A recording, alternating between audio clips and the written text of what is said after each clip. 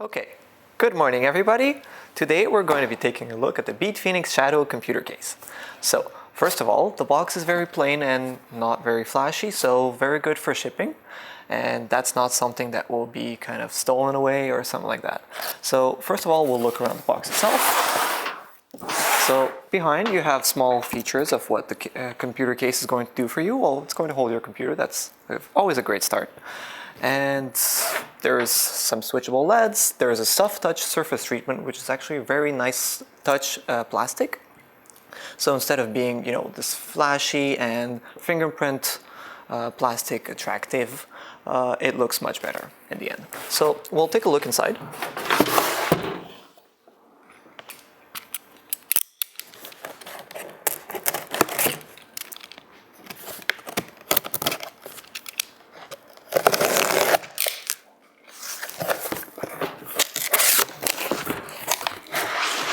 Okay, so first thing we can see is that the styrofoam is the squeaky type, and that's always something I don't really like because I'm squeaky phobic, I guess.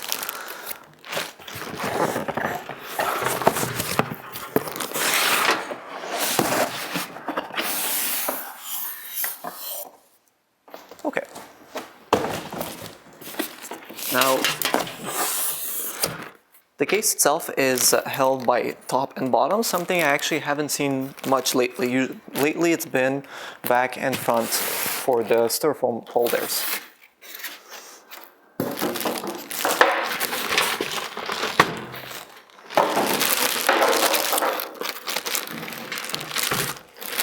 So small plastic, just keeping the dust away and any other water or any other types of damages that can happen.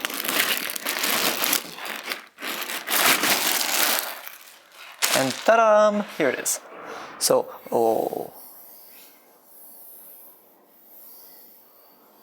yes, it does indeed feel very soft and touchy.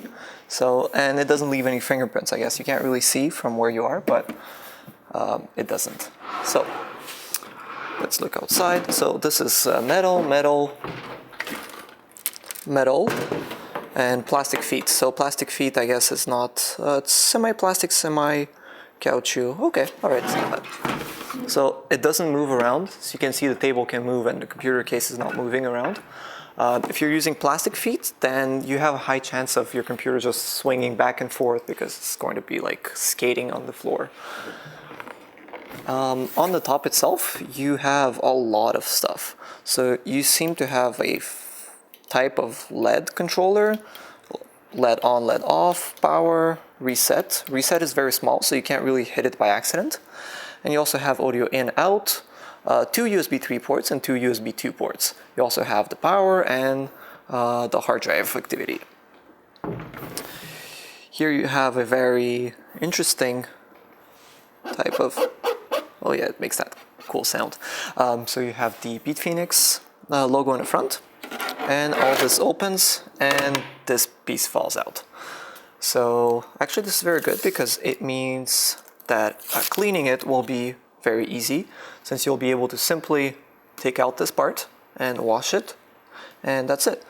So inside you already have one fan pre-installed, and you can have an option for another one. Potentially you can swap this for a radiator. There's a 3-slot 5¼ inch. This is standard in ATX cases at this point. So that means you can't really have like full water cooling and card reader and a disc player. So you have to forego one of these. That's given if your water cooling slot takes 2 or 3 5¼ inch fans. So looking inside.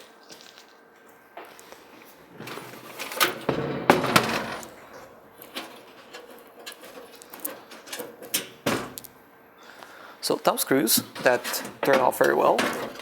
Okay, this is something I actually like right away, is instead of having to pull it out and basically get stuck somewhere, you just lift it. Simple, easy.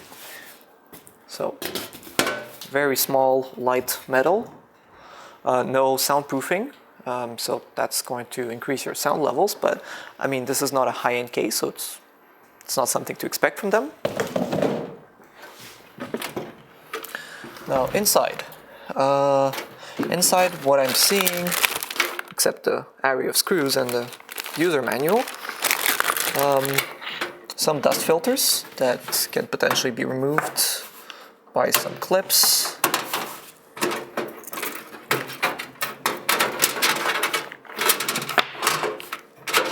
Yeah.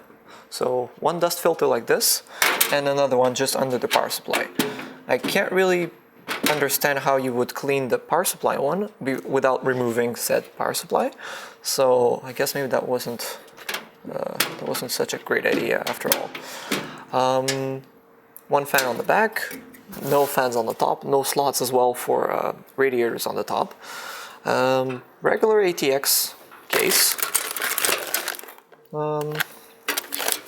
What else is there here?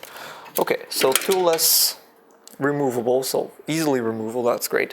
Since if you're going to be using any types of water cooler reservoirs, sometimes you only use half of it and these things get jammed up and you just want to use regular screws.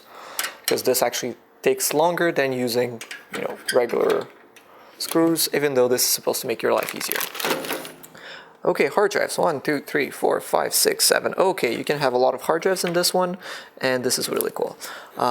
I can't really see any SSD brackets, so I can't really understand how they're dealing with the whole SSD is cool now. Yeah, I really don't see how you can.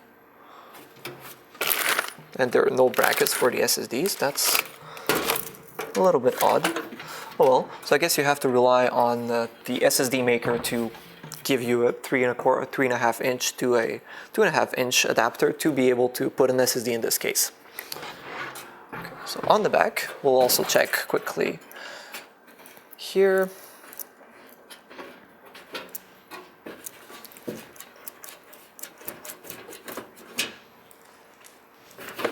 Same design, very nice. Space-wise though, I think there's barely any cable that will actually fit here, since this part is protruding so much that it probably blocks every single cable that will go like this. So the only way you can really go about it is put it here. So forget about putting your 24-pin or even 8-pin CPU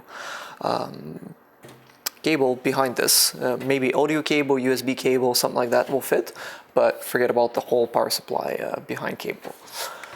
So the cutout is pretty big, so that's actually quite nice, because at the beginning, when the cutout thing was still new to the industry, people would make small cutouts for a specific motherboard only for Intel CPUs, and then you would put another type of CPU, and it would just the hole is here, the CPU is here, and it makes no sense.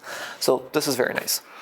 On this side, you can basically secure your hard drives and your 5.25 inch discs or Blu-rays or whatever else you're putting in. Okay, so I guess this is really something you can't see, but it seems like the front panel is using standard clip-ons, so it's like the stuff that you push in and it goes floop, and it then stays. So this is great if you ever need to replace them, since they might break eventually. Okay, so one last thing I can realize, well, first of all, this case is really, really light, so this is great. And I think most of the weight are the cable here. Talking about the cables. Okay, so everything is put in place, but there are no colors on them, so they're all black. So this is good for most people and bad for other cases, in the sense that, you're using, if you need only part of USB, or if you only need part of, you actually need to know which one is the reset and which one plus or minus on the reset switch. Actually, that doesn't matter, so that's not a problem. So power LED, for example, if it gets off and you want to recrimp your own connectors down the road, well, you really have to remember which is which. So because they're all black, you can't really say. Very interesting, you have a SATA connector with a black and red cable. So I guess the red cable is going to be a 5 volts and the black is a ground. And this is for the LED, because there's no fan controller included in this one, and there are only LED lights in the front. So I guess this is what this is used for. I really appreciate the fact that they've moved towards this, because using the old 4-pin Molex cables was kind of silly, in the sense that nothing else except the fan controller and the yeah, just the fan controllers still use them. This is essentially the same cable in a newer factor, so you don't have to add up the extra modular cable just for this fan controller. Okay, and I guess one last thing that I'm noticing here, I guess you can probably see here, the PCI slots are protruding. So this is going to be a shorter case, well, at least I think so, and your cards are going to be on the same level as your motherboard, so there's no ins. So it's a little bit harder to grasp if you're transporting it, because I usually grab it from here, and that's fine because it's very sturdy here, but there is none. So that, you know, depend the case you're looking for. There are water cooling gaskets. Well, there are no gaskets, they're metal parts. You can punch these out, so very easy modding on that end. And there's also a parallel or serial parallel, I think, slot for port for any legacy connectors you may have. Okay. Oh, actually, I haven't seen this one before.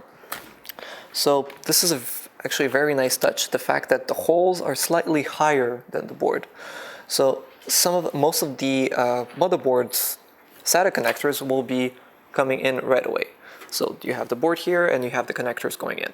So when you have the hole out here, well, you have to take the cable out and kind of put it in. This way you can actually probably use angled connectors, 90-degree angled connectors on the board, and not being forced to use them on the hard drives. So I think that's going to be it for this unboxing and first look of the Bitfenix Shadow, and we'll be back with actually a test system in it a little bit later. Thank you!